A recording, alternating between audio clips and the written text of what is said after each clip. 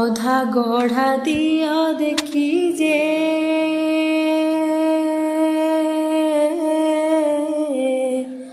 ମନେ ହୋଇ ମହା ଦୁଃଖୀ।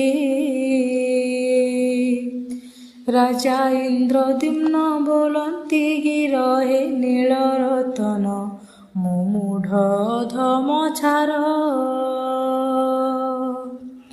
ମୁହିଁ ପାପୀ ଅବିବେକ ହେ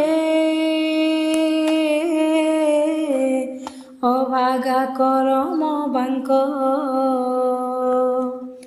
ଅଧା ଗଢ଼ା ହୋଇ ରହିଲ ପ୍ରଭୁ ହେ ଜଗତ ଜୀବନ ମୋ ଯୋଗୁ ହେଲା ଏସବୁ।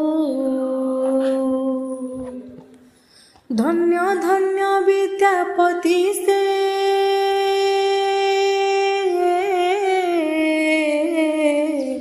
ପୁଣ୍ୟ